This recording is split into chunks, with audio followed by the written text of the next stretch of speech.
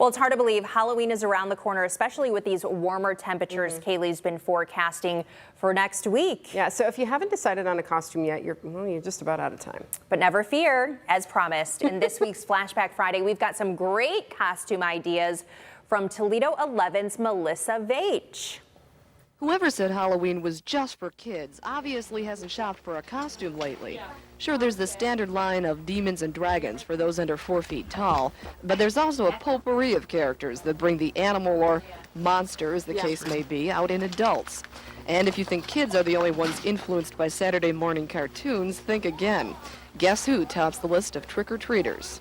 This year, Freddy Krueger is real big, and Michael Myers is, every day I get a couple calls about Michael Myers. Batman is really big. Anything that's in the media, on television, or in the movies, it's going to be real big. There are still the old standbys that continue to make a strong showing every year. And to model some of the sentimental favorites, we enlisted the enthusiastic help of Doug the Shopper. He was just dying to try on some of the hot costumes we picked out for him. Doug's favorite was the vampire, but we liked him better as a flapper.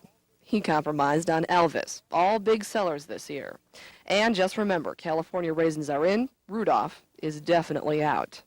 You know what I have always liked about Halloween is that it doesn't always have to be scary. If you're a woman, you can indulge in a Renaissance fantasy with pretty dresses. Or if you're a man, you can ride off as one of the gallant knights. Things simply don't have to be scary anymore. But there is still a big demand for disgusting and ugly. The uglier the better, and they even come with moving parts. The Prince costume probably isn't looking too bad about right now, is it? Melissa Veitch, Toledo 11 News. Are you wearing a costume this year? No, but I can remember some of my homemade costumes. That's another thing we did in the 80s. My aunt took like a big hula hoop and she put fabric on it, and I was like this obese clown. I remember that. And then a mime, and I think I put like nylons over my head or something. It was all like homemade stuff that you just kind of put together. Yeah, you pick whatever you can. Now kids, I feel like my daughter, she's a tiger this year, but it's all about those onesies or those blow-up things. Yeah, maybe the California raisin. I might try that one. Are you sure? Was that really a California raisin? It looked like a Barney costume. What is that? Did they have Barney back then? I don't think so.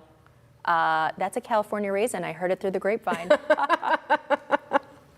That was like really ugly now. Very. That's bad. Can't tell what that was. Well, if you'd like to see more from the Channel 11 archives, you won't have to wait until next Friday. Just click on the WTOL 11 Vault. It's a special playlist on our YouTube channel where you are sure to find some great old stories that you will absolutely love. That was really fun. I love that. Isn't that hilarious? Love seeing things from the 80s and 1989. 90s. It's great. Yes.